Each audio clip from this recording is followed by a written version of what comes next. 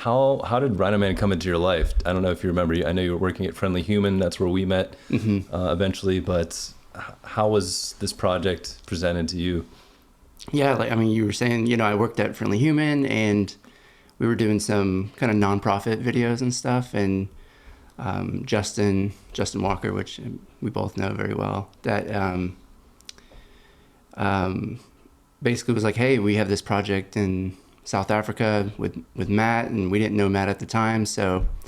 Do you remember, was there like a phone call, or did like Justin come into the room, was like, hey, there's this thing, we're gonna go to Africa, get ready? Yeah, it like, was basically one of those, and it was like, yeah, you know, you never really, I guess with production stuff, you know, unless you are on the plane and going down there, there's always a lot of kind of chatter and stuff with different projects. But this one, you know, all of a sudden we were on a plane to South Africa, Justin and I, and, you know, it felt real. Did it happen pretty quick? I mean, from when you found out? Yeah, and it was, you know, the whole thing was just to shoot a 10 or 15 minute little piece at the Wildlife College, which is still really, you know, would have been amazing. Yeah. It was amazing. And yeah, all of a sudden we were on a flight, and we landed in Johannesburg and then flew out to Kruger.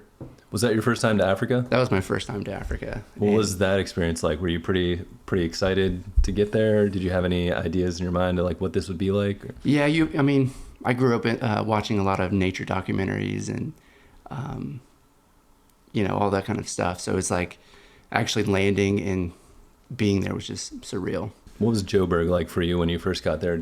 I think most of the flights, at least now, land at night. So I don't know if you got there at night. We landed at night, and we actually rented a car, which is on the other side of the road, and the other side of the driver's on the other side.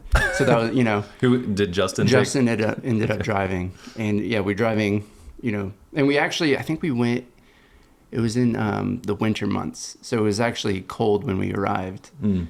Which I wasn't really expecting. You always think of South Africa, especially Joburg.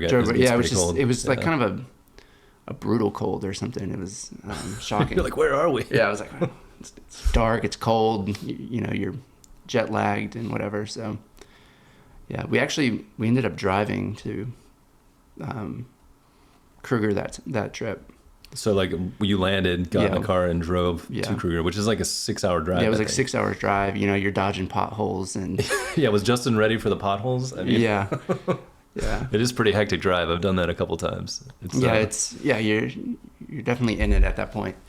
And then you get to I forget the name of the mountains there. Yeah, it's part of the Drakensberg, I think. I don't know if that part of the range has a specific name, but I know you kind of weave through the mountains there. Yeah, as soon as you weave through the mountains, and then you get you can see all of it there, and it's just amazing. So getting to Kruger, did you guys stay at the Wildlife College that first night? Yeah, and I think one of my favorite memories of that whole trip was as soon as we got to the Wildlife College, we actually picked Matt and his dad up in town there, and then drove to the Wildlife College. And, you know, after being on, you know, a 16, 17-hour flight and then a 6-hour drive and then getting there, and, you know, it's all new, it's all surreal. And we get there and we get to our tent that we're staying in, and we hear singing immediately. Like, oh, man. The Rangers were singing. And then, like, the sun. So did you guys drive through the night then, and basically? No, I think we actually stayed one night in Joburg. Okay, that makes sense. And then woke up and then drove. Yeah. But yeah, so then we got there and we heard singing, and I hadn't really unpacked my bag, set up the cameras, and so it was a mad dash of just, where's the singing coming from? Yeah. We threw the cameras together, got all the rigs set up, and then started filming. And I think some of the shots are in the film.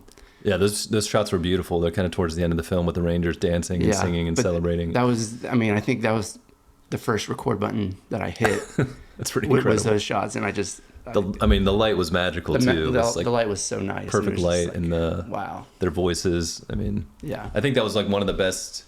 That crew had been there, from what I understand, for like a year training. So they had been like, they're like super tight, and their singing was amazing. Yeah. Yeah, that was one of the highlights, I'd say. Just getting on the ground and then just going.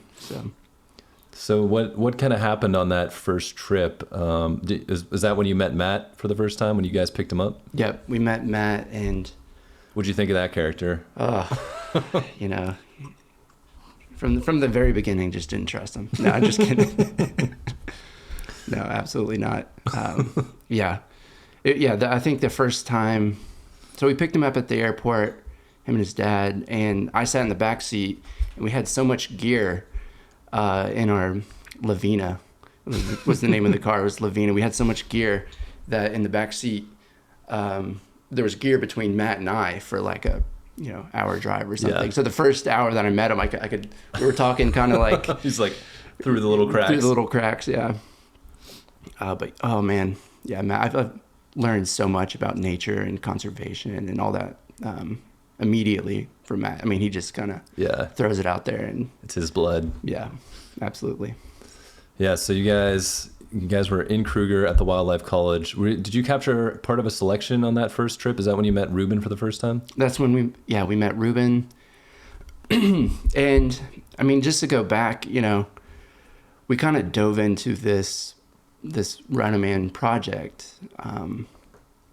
Me not knowing, and we didn't know anything about, we knew some of the stats with the rhinos and kind of the overarching kind of theme of it, but we were learning on the ground there, which was just, and Justin's very, very good at that. So, I mean, that's the whole part of documentary is, you're just kind of learning as you go. Yeah. Cause originally you said to shoot a piece for the Wildlife College. Do you remember what the final product that you were originally trying to create was? I believe it was just a 10 or 15 minute short piece around the Rangers and the selection process. Yeah. And so it was mainly focused like, let's get the Rangers, get as much as we can. And I was going to ask you that question, like how much did you know going into it? So, I mean, we'll talk about it too, like your love of the outdoors and stuff like that, but I don't know how much did you know about rhinos? Yeah. Like I was saying, whole side of things. Basically nothing, because here in the US, I've done a lot of camping and backpacking and stuff. And, here on the East Coast, we really only have, black bears and, there's some mountain lions and stuff. But very rarely do you see bobcats or mountain lions. And going there and shooting and camping in Big Five with some real animals was definitely like it's like a different world. Yeah.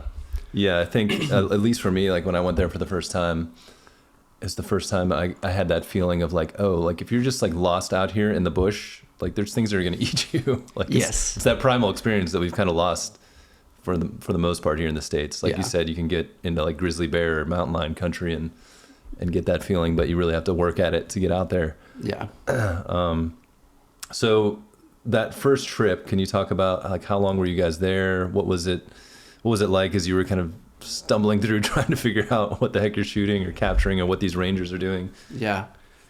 I mean, I believe we were there for a week and a half for the first trip. And we were shooting interviews and B-roll and getting shots of, we would go on game drives and actually get shots of animals and stuff. And this first time I was, seen elephants and lions, and we actually saw a leopard on that first trip, which was amazing. Yeah, you don't see that too often. Yeah. So.